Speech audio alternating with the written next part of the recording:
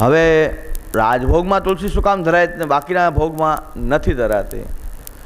એક આ, અને બીજું વલ્લભકુલના માથે બિરાજતા જે ઠાકોરજી જે છે એને અપ્રસમાં સ્પર્શ કરે, તમારા ઘરના ઠાકોરજીને આવીને એમને પણ સ્પર્શ કરે. એ શું કામ છે કે તમે એમ કહો છો કે આપના અડવાથી અમારી અપ્રસ નહીં છોવાય, એટલે અમે અડી લઈએ. કારણ કે તમારા ઘરમાં તમારી અપ્રસ, અમારા ઘરમાં અમારી. તમે એમ કહો કે અપ્રસમાં તમે પણ અપ્રસમાં આવો તો અમારે અપ્રસમાં સ્પર્શ કરવો જોઈએ. પણ વૈષ્ણવ એમ છૂટ આપી રહ્યા છે કે અમારે અપ્રસ છોવાતી નથી, તમે આવો. વૈષ્ણવ એમ કહે છે કે આપના અડવાથી અમારી અપ્રસ નથી છોવાતી. તો પછી મેં તમારી અપ્રસ ન છોવાતી તો પછી અમારે શું વાંધો? જેના ઘરમાં જઈએ સેવા કરવા એ પોતે એમ કહે છે કે હું છોવાતો નથી, તો પછી આપણે કંઈ નહીં નથી છોવાતા તો કાંઈ વાંધો નહીં, એમને એમ કરી લે. તમે કહો તો અપ્રસમાં કરીએ. હું તો બે રાખું છું. વૈષ્ણવ એમ કહે કે ભાઈ અપ્રસમાં જો હું અપ્રસમાં નથી, બહારથી આવ્યો છું. અને મોટાભાગે એવું બને ત્યાં સુધી જો ભોગ ધરવા વગેરે જવાનું હોય ક્યાંય તો આપણે બને ત્યાં સુધી શુદ્ધિમાં અપ્રસમાંથી સીધા જઈએ. પણ અપ્રસનો નિયમ તો એવો છે, કેટલાક અપ્રસમાં બહાર જાય એ પણ ચલાવે, કેટલાક તો ઘરની બહાર નીકળવા અપ્રસ છોવાઈ જાય. તો અપ્રસના જે સ્ટાન્ડર્ડ છે એ દરેકના પોતાના છે એમ માનવું જોઈએ. કોઈ સાર્વત્રિક એક નિયમ બધાયનો નથી. દરેકે પોતે પોતાનું નક્કી કરવાનું છે કે મારી આટલી મર્યાદા છે, આટલું પાલન થઈ શકે, અમારી આટલી મર્યાદા છે. બહાર નીકળતા અમારા ઘરની અંદર અમારા ઘરમાં પણ એવા વિભાગ બનેલા હતા કે આ વિભાગની બહાર પગ મૂકો પછી તમે અપ્રસમાં ન ચાલો. એવી પણ રીત છે કે અમુક પરિસર સુધી જ તમે જઈ શકો અપ્રસમાં, અમુક બહાર પગ મૂકો એટલે છોવાઈ જાય. હવે એ રેન્જ વધારે ને ઘણા એમ કહે છે કે આપણી ગાડીમાં ઘરની બહાર પણ જઈને આવીએ તો પણ ન છોવાય, તો ન છોવાય. ન હોય નથી છોવાતું. ઘરમાં ગાડીમાંથી બહાર જઈને આવીએ તો નથી છોવાતું. તો એ આપણે નક્કી કરવાનું કે આપણે કેટલી અપ્રસ પાળવાની છે. અરે વૈષ્ણવની ઘરે હું જાઉં ત્યારે એને કહી દઉં છું ભાઈ તમે કયો એમ ભોગ ધરું, અપ્રસમાં નથી. અપ્રસમાં હું તો એમ કહી દઉં કે ભાઈ અપ્રસમાં આવ્યો છું. ન હોય તો તમે કયો એમ ભોગ ધરું, કયો તો રેશમી વસ્ત્રથી સૂકો મેવો ધરું, કયો તો તમે સકડી મારનું, તો એમ કે અડો, તો પછી છૂટ, પછી શું થાય? એમ કહે છે કે અડો, તમે ન છોવાઓ, તો ભાઈ તો નહીં છોવાતા.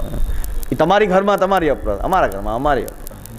પણ તમને પૂછવું જોઈએ, મારે તમારા ઘરમાં આવું તો તમને પૂછવું જોઈએ. તમારા ઠાકોરજીને ચરણસ્પર્શ કરતા વખતે મારે તમને પૂછવું જોઈએ કે ચરણસ્પર્શ કરું આ આપણો, કારણ કે તમારા ઠાકોરજી છે. તમારા ઠાકોરજીને ચરણસ્પર્શ કરવા હોય તો મારે એમ કહેવું જોઈએ ચરણસ્પર્શ કરું, પછી ચરણસ્પર્શ કરવા જોઈએ, કારણ કે હવે તમારા ઠાકોરજી છે. એટલે વૈષ્ણવ પછી બાળકો એવું માનવા માંડે કે અમે તો છોવાય જ નહીં, એ વાત ખોટી છે. પણ વૈષ્ણવ એમ કહે છે કે આપ ન છોવાઓ તો ન છોવાય. એ વૈષ્ણવ ઉપર આધારિત છે. બાળકો એમ કે નહીં તમારે અમે અડી શકીએ, ગમે ત્યાંથી આવીને અડી શકીએ, તો એ ના ચાલે.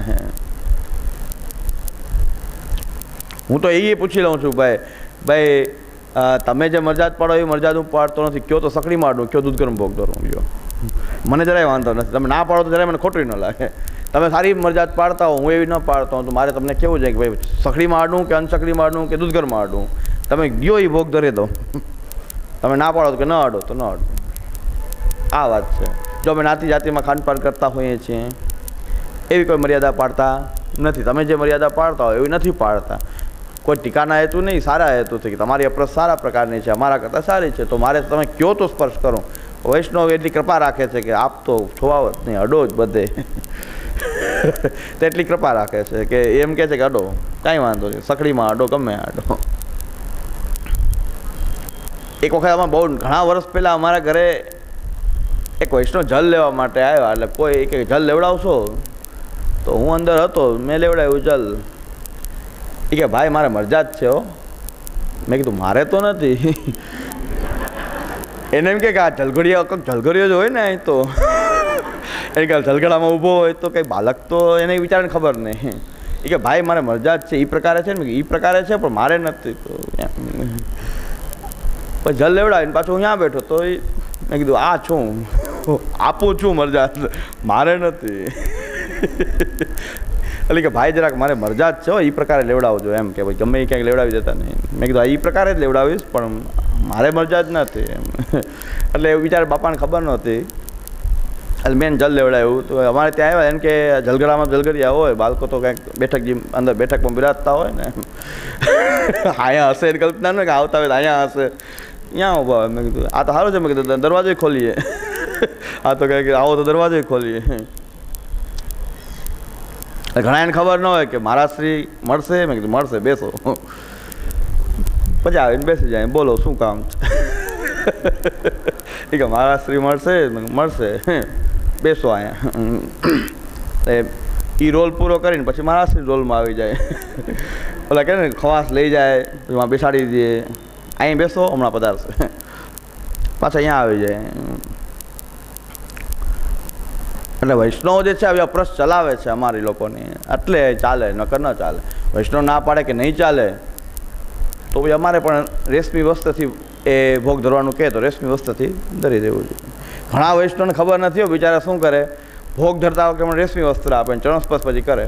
મેં કીધું આમાં શું ફેર થયો? તમે અપ્રસમાં હતા, ભોગ ધરવાનું રેશમી ટૂંક આપે તો રેશમી ટૂંકથી ભોગ ધરી દઉં, પછી કાંઈ હું તો બોલું તો નહીં, પાછા ચરણસ્પર્શ કરી લે અપ્રસમાં, પાછા અંદર વ્યા જાય. તો મેં કીધું તમે ભોગ રેશમીથી ધરવાનો, પછી એ ચરણસ્પર્શ કરે. એને ખબર નથી હોતી ઘણા એને કે શું કારણ છે એમ. પણ અમારી એવી કોઈ મોનોપોલી નથી ગમે એની મેન્ડમાં ઘૂસી જઈએ કે અડી લઈએ, એવું અમારે કોઈ અધિકાર, અમને એવો અબાધિત અધિકાર તો નથી કે ગમે એની અપ્રસમાં જઈ આવવું, ગમે એના અડેલા હોય ગમે ત્યાં વહી જાવ. પણ વૈષ્ણવ એમ કહે છે કે નથી છોવાતા, તો તમારે ન છોવાતું હોય અમારાથી તો કાંઈ વાંધો નહીં, અમે આવીએ. પણ તમે એમ કહો કે નહીં અમે આમ નહીં ચલાવતા, તો ન ચલાવો. બે વસ્તુ છે. અમે પાછા વર્ણન દ્રષ્ટિ અમે બ્રાહ્મણ અને ઓલા ક્ષત્રિય હોય, વૈશ્ય હોય, શૂદ્ર હોય, એટલે પછી એમે કંઈ ચિંતાજનક ના હોય. બ્રાહ્મણ કદાચ ગમે એટલો અપવિત્ર હોય તો શૂદ્રને સ્પર્શથી પાછો છોવાતો હોય બ્રાહ્મણ. એટલે એટલો પવિત્ર હોય કે શૂદ્ર અપ્રસમાં હોય તો પણ બ્રાહ્મણને સ્પર્શ કરે તો એ છોવાય. એ પ્રકારથી વર્ણાશ્રમ જોઈએ તો પાછું કોઈ વાંધાજનક ના હોય.